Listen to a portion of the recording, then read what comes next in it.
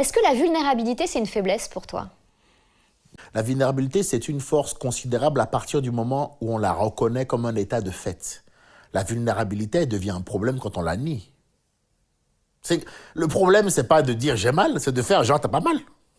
C'est ça. T'imagines la performance que l'autre il doit faire.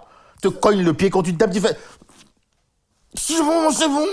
Toi, c'est bon. Pourquoi? J'ai une tête bizarre. Tu comprends? C'est celui qui fait ça qui est en performance artistique, tu comprends? Que l'autre qui fait putain, là, c'est. Ah, c'est le petit là, le petit orteil de. Oh, tu vois? Bon, ben, on peut en faire quelque chose. Et puis, la vulnérabilité, c'est le meilleur moyen d'évoluer. Moi, je dis souvent, quand je dois donner ma définition de quelqu'un de fort, je dis pour moi, les forts, ce sont des faibles qui insistent ou qui ont insisté. Donc, la vulnérabilité, c'est seulement un postulat de départ. Ce n'est pas l'arrivée. Il faut avoir une capacité à prendre sur soi un maximum. Mais quand c'est trop, il faut lâcher. Est-ce que finalement, la vulnérabilité, ce serait pas affirmer notre humanité justement et notre sensibilité? La vulnérabilité, c'est la partie la plus humaine. C'est ce qu'il y a de plus humain. C'est-à-dire que pour moi, être fort, ce n'est pas être intouchable. Pour moi, être fort, c'est être touché et quand même être capable d'avancer. Voilà, on n'est pas là pour jouer au surhomme. C'est pas comme ça qu'on se construit le plus.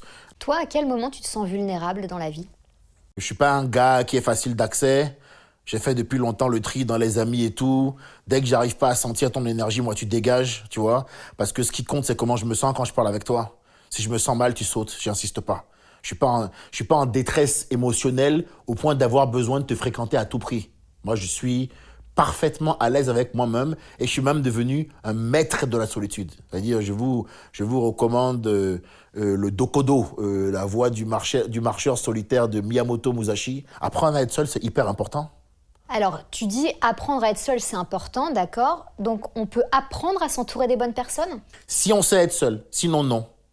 Si tu ne sais pas être seul avec toi-même, il n'y a aucune chance que tu fasses les bons choix pour ton entourage. C'est pas possible. Parce que du coup, tu es quelqu'un qui a besoin d'être entouré. Comment tu fais le tri entre les personnes qui t'apportent des bonnes énergies et ceux qui, au contraire, te pourrissent la vie, quoi? Comment on se sent? C'est ça qui fait le tri. L'instinct, le ressenti est une faculté analytique qui est fiable. C'est-à-dire, quand ça te fait mal au ventre d'être avec quelqu'un, bon, faut quand même partir du principe que lundi prochain, tu viens pas à la pétanque. Tu vois, parce que c'est quand même une pétanque qui est rude pour toi, tu vois. Il y a vraiment pas mal de moments de ma vie où je me suis senti vulnérable, hein, je te rassure. Mais je pense que je me suis amélioré à chaque fois et que donc, forcément, ce faisant, je suis devenu un homme assuré, qui sait ce qu'il aime, qui sait ce qu'il aime pas. Tu te connais beaucoup plus maintenant. Oui, Bah ouais. mais c'est parce que j'ai beaucoup souffert. Bah ouais. C'est tout, j'ai beaucoup souffert. Vraiment, tu vois.